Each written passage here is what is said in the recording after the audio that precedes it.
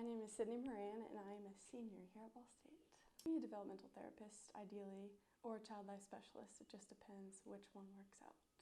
Actually, what brought me here to Ball State was cheerleading, because I wanted to be a cheerleader in college. And so I tried out for the team my freshman year, and I made it. But I didn't actually get into Ball State yet. So why I didn't get into Ball State was because in 8th grade, I was 12, 13 at the time, I don't know how old. But my dad had an artery in his heart that didn't fully develop, and one morning he got up for a conference call for work, and he had a massive heart attack, like just out of the blue. No one knew it was coming, it just kind of happened. So then that set me up for high school, and I was like, wow, I have to go into high school, no dad, just having to go through that was kind of hard. And then I was like, okay, I can do this. I still have my brother, my mom, my sister, and my family. So then I get to high school, and I was a cheerleader in high school too. And then my junior year of high school, my brother got really sick, and he had developed asthma, just out of the blue when he turned 20. He just got really bad asthma and had to get breathing treatments because he kept getting sick, just had to get inhalers. And my junior year of high school, one morning I woke up to my mom screaming, and he wasn't breathing, and the breathing treatments weren't working. And so my mom took him to the hospital. We walked him to my mom's car. She took him to the hospital, and we lived 2 minutes away from the hospital. And on the way there, he actually died in my mom's front seat. And she was trying to give him CPR and stuff, and it just didn't work. So he died of an asthma attack. They kept him on life support. Nothing worked. Just brain dead, wasn't breathing. So then that happened my junior year of high school. And then also my junior year of high school, my aunt, my mom's sister, who was my second mom, always there for us after my dad died and stuff, she had a disease that made her lose her foot, and she wasn't getting circulation in her body.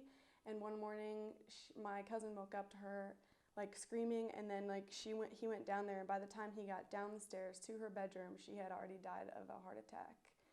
Right when he got there, she was gone. So then my senior year of high school, I thought everything was going to be fine, good senior year. And then all of a sudden, my grandma got diagnosed with stage 4 lung cancer.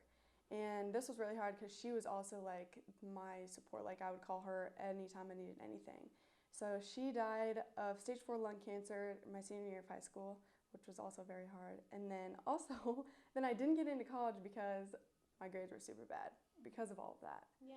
So then the cheerleading made me really push for it, and I really wanted to be a cheerleader. I really wanted to go away to school because I know of people that have kind of been in the similar situations. Maybe not as many people have passed away, but they have gotten into drugs, dropped out of college, been in jail multiple times, still in jail, just stuff like that. So I wanted to get away from my home. I wanted to get away from just push myself to be my own person and go away and just try to do my own thing. And so that's why I chose cheerleading. And then Ball State, I made it. So then the athletic director here pushed for me to get in, and actually cheerleading helped me get into college. My name is Paul DeRolf. I'm a wildlife biology and conservation major, and I'm a junior here at Ball State. Well, I have a friend of ours that I work with. His wife is the head director of the Humane Society back home, and so instead of going to volunteer with just cats and dogs that were abandoned and cleaning out cages and that, she talked to me, and there's a group out 20 minutes away from home that they're always looking for volunteers to go out and do the wildlife part of things.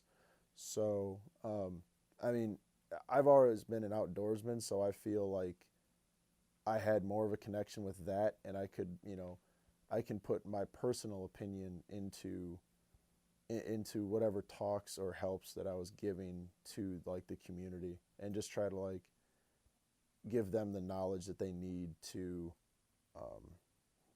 try and change anything that they're doing wrong. The bulk of my community service, I went around and I went to people's houses for individual matters or community service or for community projects. And when we'd go to the houses, I would show them how to make certain sprays, natural sprays to put on their garden that would make the rabbits and squirrels stop chewing on them and, you know, save their plants. And the community side of it, I would go and give demonstrations and speeches on all the different animals that are in like the area and how they can help, or how the people can help nature like thrive, and you can like kind of live together.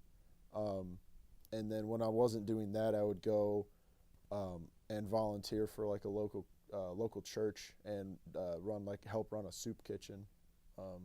Some advice that I would give to a person that was trying to become more of a citizen, I would basically tell them, just, you know, keep their ears open for community service projects. There's always places that you can go to. There's what is it, Habitat for Humanity. They're always looking for volunteers to like help build houses or clean up local areas, and especially in Delaware County. I was talking to some of them, and they're in need for groups of volunteers. And then if you're back home, not here at school, I'd say look for a local soup kitchen, or you know, get a group of people together to go clean up a park, and just start small and then kind of grow outward with whatever you're doing.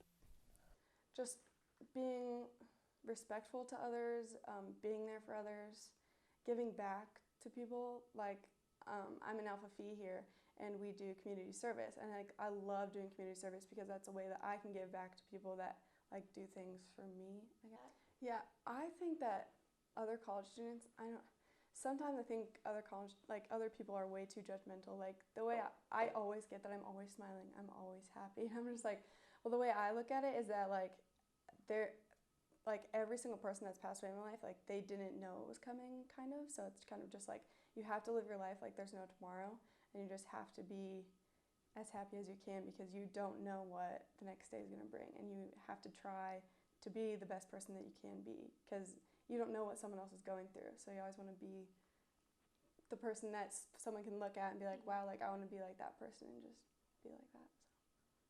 I would probably define a good citizen as someone that puts their resources, whatever they have or whatever they're able to give, into the community. Like if you have the time, if you have more free time, then instead of spending it doing something like being lazy on the couch, go out and, you know, work in a soup kitchen or help, you know, clean up local parks or something like that.